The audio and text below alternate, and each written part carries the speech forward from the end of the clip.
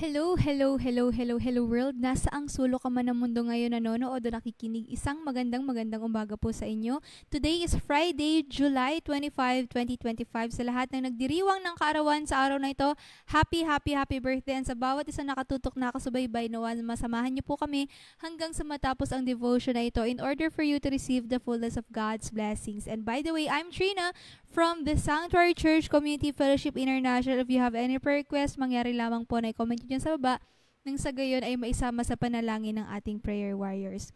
And I'll be sharing with you our key verse for today coming from the book of Isaiah chapter 6 verse 8 and reading from New Living Translation. Ito po yung sinasabi.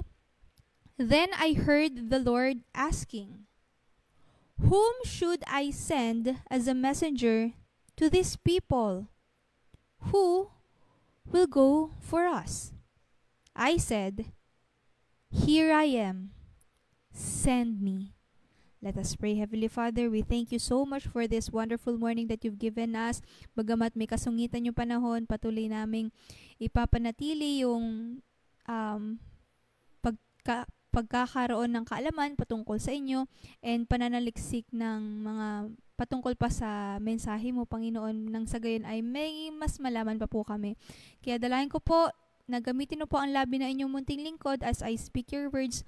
Let them see you in me, let them hear you in me, let them feel you in me. In Jesus' mighty name I pray. Amen and amen. And the title of this message is, I am available.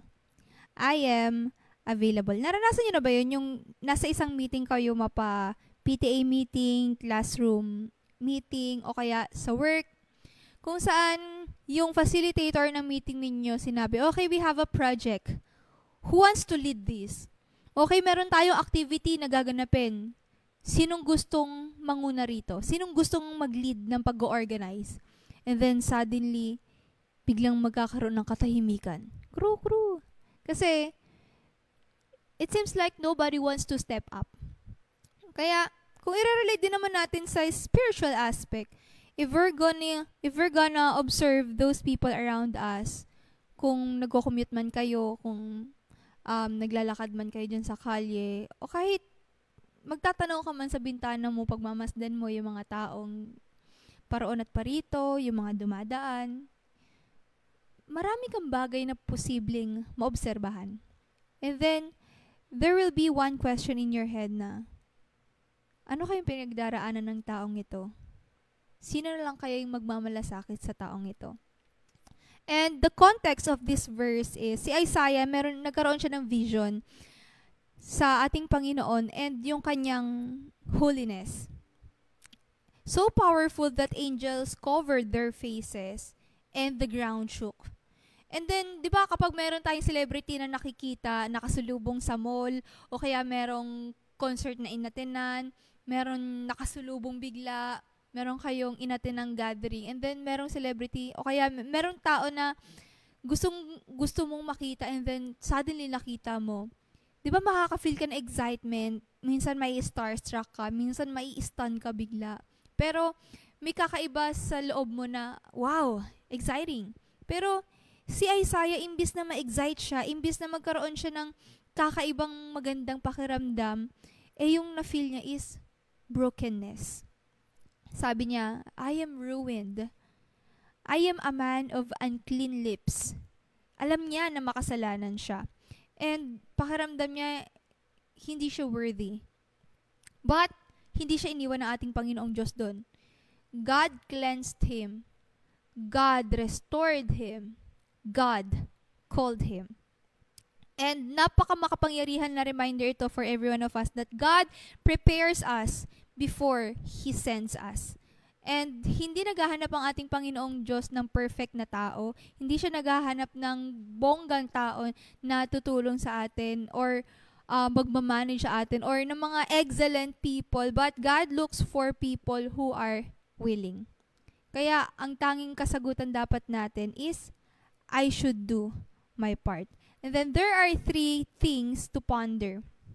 Unang-una is, God is still asking the questions. God is still asking the question, whom shall I send? Hindi ito historical question, but it is a current one. And God is still looking for people willing to step into broken places na merong pagmamahal, may halong katotohanan, merong dalang pag-asa. And hindi mo kailangan na bonggang mag-preach to nation o kaya you just need to find a friend whom you can encourage. You can find a friend whom you can share God's word. You can find someone who needed hope from God, and then you can encourage that person. You don't need to become a pastor to share the message, but all you need to do is God's calling in your life. Nang sa gayon ay ma-fulfill mo yung God-given purpose mo. You can volunteer sa church gatherings. You can volunteer, pwede kang sumama sa mga pagbibisita. Big or small, God's call often shows up in everyday moments. Hindi mo kailangan hintayin yung spotlight kasi every day there could be big or small things that God can use you para mag-empower ng kapwa mo, to inspire those people who needed inspiration. And sabi nga sa Matthew 9:37, the harvest is great but the workers are few. God is not asking if you're available, but God is not asking if you're able, but God is asking if you're available. Kaya patuloy pa rin nagtatanong ang ating Panginoong Diyos, sino nga pa isisend ko? Sinong available? Sinong gustong mag-volunteer? Sinong gustong mag-join? Sinong gustong sumama? And it's really up to you if you wanna step up. Secondly is God uses the willing, not the worthy. Kala ni Isaiah, disqualified na siya dahil marumi yung past niya, meron siya unclean lips, makasalanan siya. And all of us, lahat naman tayo hindi perfect, lahat naman tayo merong maruruming past, lahat naman tayo makasalanan, lahat tayo merong maling decisions na nagawa sa nakaraan. But God touched his lips and made him clean. Kung ginawa yun ng Diyos kay Isaiah, even though he was a sinner, God can do it sa atin. Na God can use us no matter how broken we are, no matter how painful our past is, no matter how many dark secrets we're keeping here inside, but God can still use us to empower other people, to give hope, to spread love. And maaari yung nasa isip mo, I'm too messed up, I've made two mistakes. Yes, sina Moses, sina David, sina Peter, si Paul, and even Isaiah, they've all committed a lot of grave mistakes. And God still used them to empower people. Yet they changed the world, not because they were perfect, but because they said yes. God indeed doesn't call the qualified. He qualifies the called. Minsan kalaban natin yung sarili natin eh. Tayo mismo yung nagdi-disqualify sa sarili natin. Kapag merong event sa work, sino gusto mag-organize? You don't want to participate because you think, no, I'm not deserving of that. And merong mga things na activities sa church, ayaw mo mag-participate because you feel like you're not worthy of it. Stop thinking about who's worthy or not, you're worthy or not. Ang kailangan mo lang is dapat willing ka. Because God chose things that are powerless to shame those who are powerful. Nakasulat yan sa 1 Corinthians 1 verse 27. And then lastly, saying yes is costly, but worth it. Ganoon naman, sa kapag meron kang +1 sa school, sumali ka sa additional activities, meron kang org na ni-joinan, meron talagang cost. Sa work, meron kang +1 na sinalihan. Sa church, meron kang other hats, meron other responsibilities. Laging merong cost kapag meron kang additional commitment sa buhay. Kasi, merong posibleng magbagong buhay, merong posibleng mangyaring maganda dahil sa pag-step up mo, pero laging worth it yan. Maaaring yung isasakripisyo mo, yung tulog mo, yung time, your money, your effort, your physical strength, or anything. Kaya, mapa-work man yan, mapa-studies, kahit anong commitment sa life mo, costly talaga yung pagsisay yes, but it's so worth it. Kaya, etong si Isaiah, sabi niya, send me, without even knowing where he was going. And that takes faith. What followed wasn't easy kasi si Isaiah nag-preach siya sa mga taong hindi nakikinig sa kanya. But he stayed faithful. Saying yes to God might mean forgiving someone who hurt you, staying in a tough marriage, starting something new, risking comfort. It may cost, but it will always be worth it. Kasi si Lord, hindi naman niya ipinangako yung ease, but He promises purpose. And God doesn't promise a smooth sailing journey, but as long as we will walk with Him, rest assured that He will give us strength to overcome those challenges that we're going through. And that's something this world can't give you. The safest place to be isn't comfort, it wherever God sends you. Sabi sa Luke 9:23, take up your cross daily and follow me. Kaya, to close, anong sagot mo sa calling ni Lord? Yes? No? Or wait? I-accept mo ba yung calling niya? I-decline mo ba? Or ipuput mo on hold? And God is still asking, who will go? And He's not looking for the strongest, smartest, or even the most spiritual ones. He is looking for someone who is willing to say yes. That can be you, whether you're 16 or 60, married ka man or single, struggling or thriving, God wants your yes. You may not feel ready, but God will prepare you. When God calls, it isn't your job to be ready. It's to be willing. Again, when God calls you, your job isn't to be ready. It's to be willing. Si Lord na ang bahala mag-prepare sa'yo. All you need to do is to say yes. Say, I am available. Say, you are willing.